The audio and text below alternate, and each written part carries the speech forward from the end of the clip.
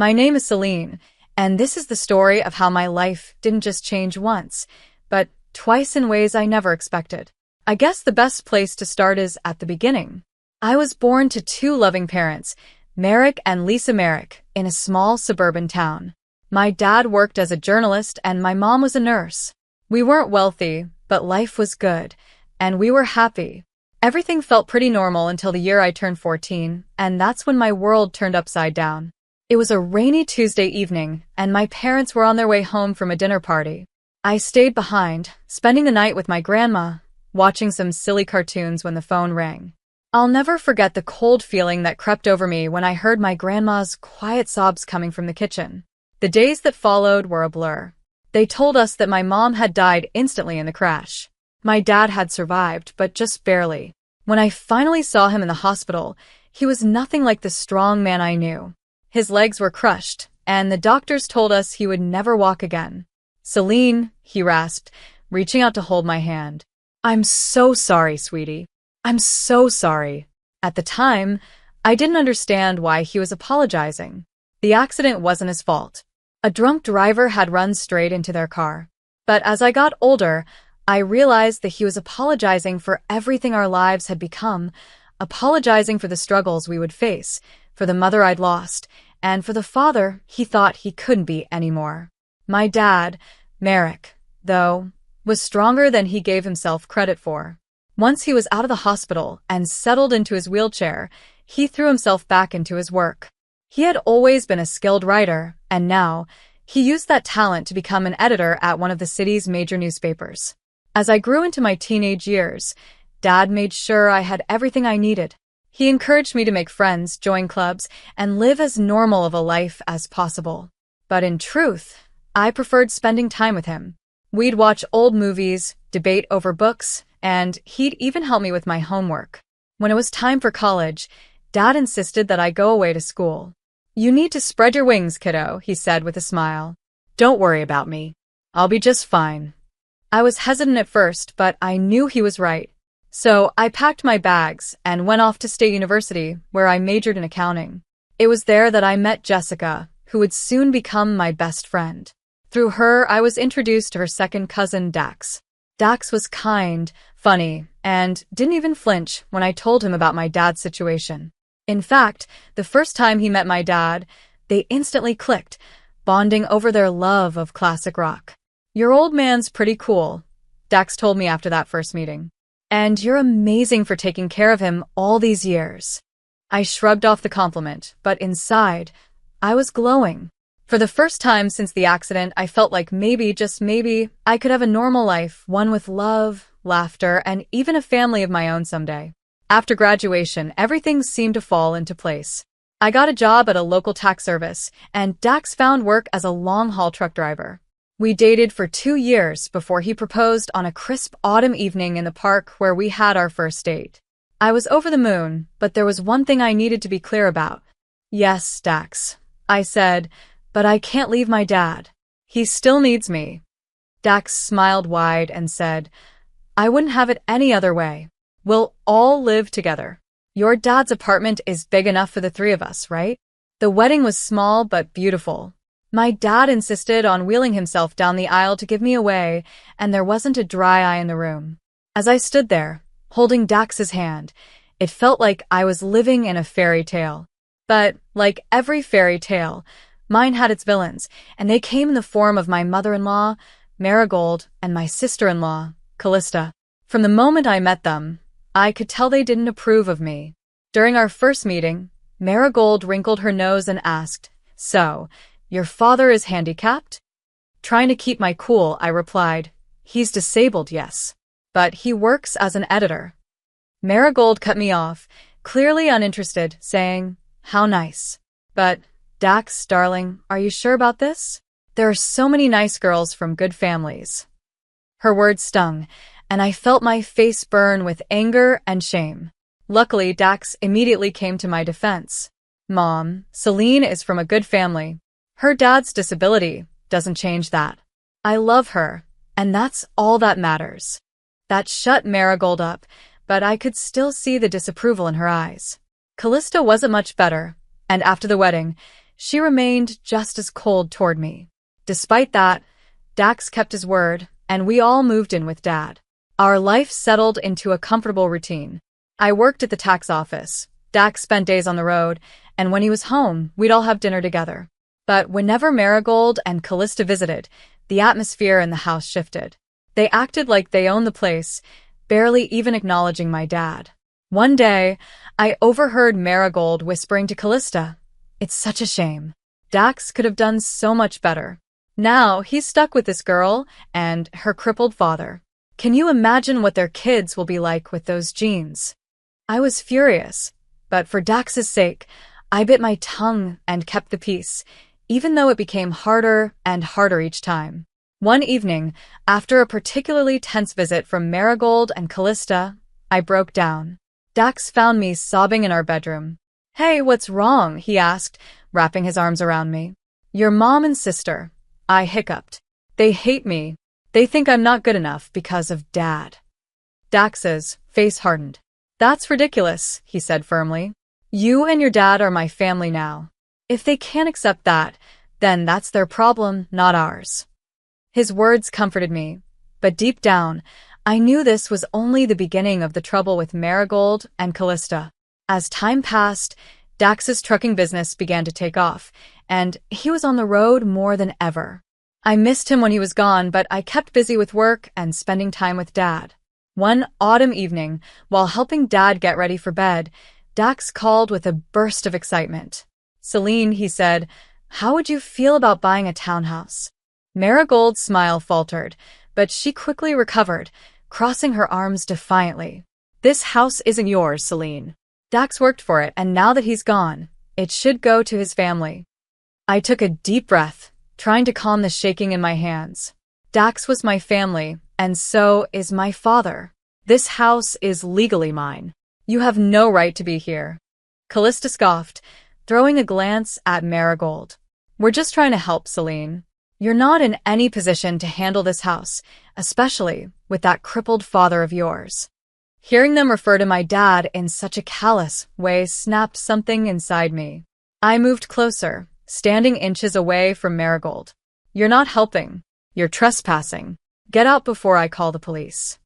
Marigold's eyes narrowed, and for a moment, I thought she might actually challenge me.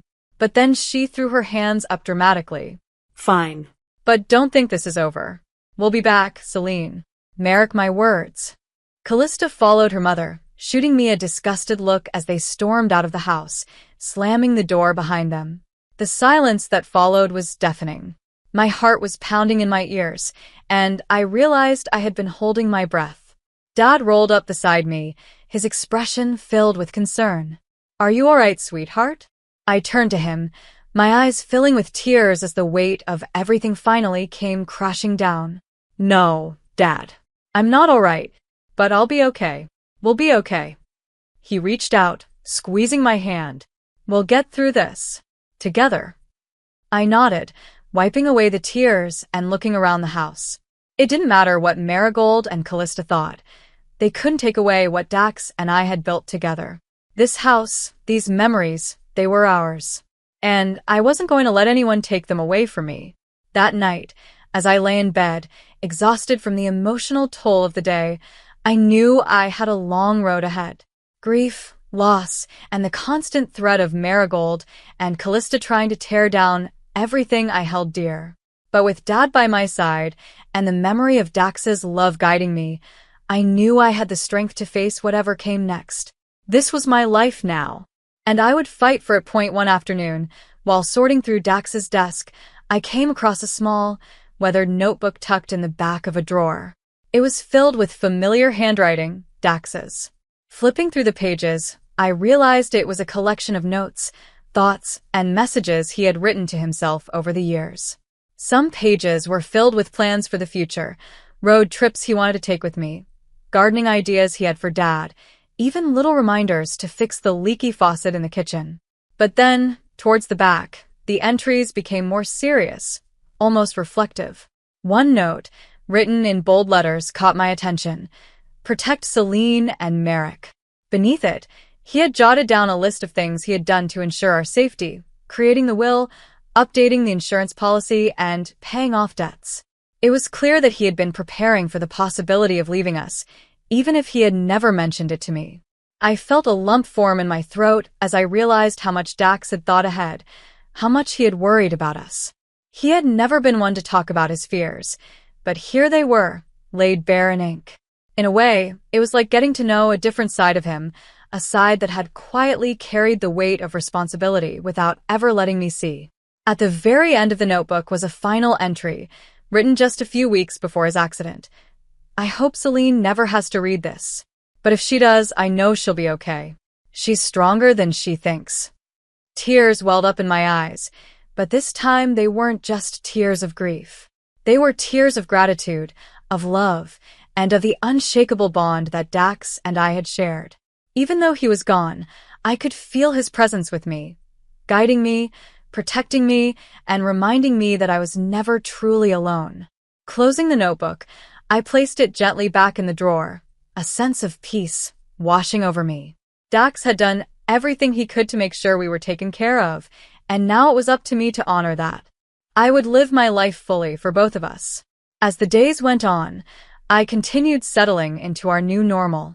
Dad and I spent more time together, finding comfort in our shared grief and slowly rediscovering the joy in everyday moments, whether it was working in the garden or watching a favorite TV show. The house no longer felt empty. It felt like a place of love and memories, a sanctuary where Dax's spirit still lingered. Marigold and Callista never returned after that final confrontation. Whatever fight they had left in them seemed to evaporate the moment they realized they had no claim to our life. I didn't expect them to apologize or acknowledge the hurt they had caused, but that didn't matter anymore. I had my family, my home, and my peace. That was all I needed. Life wasn't the same without Dax, but as time passed, I learned to carry the weight of his absence with grace. I found strength in the love we had shared and in the future we had planned together, even if I had to live it without him. And in the quiet moments, when the house was still and the world felt distant, I could still hear his voice in my heart, whispering the same words he had written in his notebook. "You're stronger than you think." And I knew he was right. As Marigold and Callista's car disappeared down the street, I stood on the porch for a moment, taking in the quiet. The garden rustled gently in the wind, and I felt a profound sense of relief settle over me. For the first time since Dax's death, I truly believed that everything was going to be all right. I glanced down at my belly, cradling it protectively. This baby, Dax's baby, was a gift, a piece of him that would live on. Marigold's venomous words didn't matter. She couldn't touch the love I carried within me, both for Dax and for the new life growing inside me. I walked back inside the house where Dad was waiting, his warm smile meeting me at the door. "Everything okay out there?" he asked, his tone gentle but knowing. I nodded, returning his smile. "Yeah, everything's fine now." Dad pulled me into a hug, and for a moment, we stood there in the soft light of the afternoon, just the two of us. But not really just the two of us anymore. There was a future inside me, a future that Dax had left behind, and as long as I had that, I knew I could face whatever came our way. In the weeks that followed, I threw myself into preparing for the baby. Dad helped me set up the nursery, painting the walls a soft, calming shade of blue. We spent hours picking out furniture, baby clothes, and all the little things that would make this house a home for our child. It was a bittersweet process. Every tiny onesie, every soft blanket reminded me of the life Dax and I had dreamed of sharing together. But now, those dreams were mine to carry forward, and I was determined to honor them. As the days passed, I found strength I never knew I had. With each kick and flutter from my growing baby, I felt closer to Dax, like he was still with me, guiding me. And Dad, my rock, was always by my side, offering support and encouragement whenever I needed it. One afternoon, as we were organizing baby clothes, Dad turned to me with a thoughtful expression. "You know," he said, his voice soft, "Dax would be so proud of you, Celine. The way you're handling everything, the way you're taking care of this baby, you're doing an incredible job." Tears pricked at my eyes, but this time, they were tears of gratitude.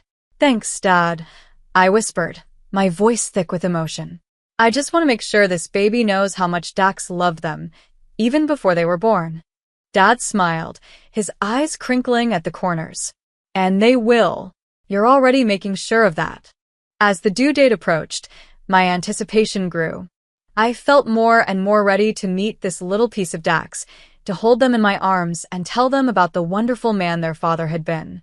There were still moments of grief, moments when the weight of Dax's absence felt almost unbearable.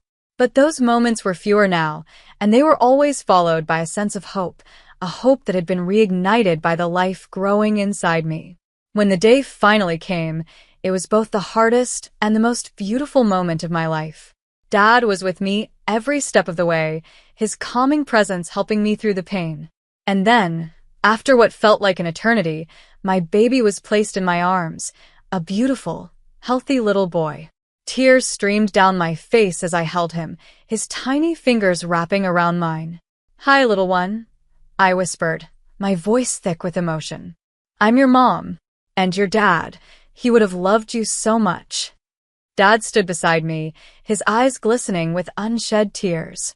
"What are you going to name him?" he asked softly. I looked down at my son, feeling the weight of the decision.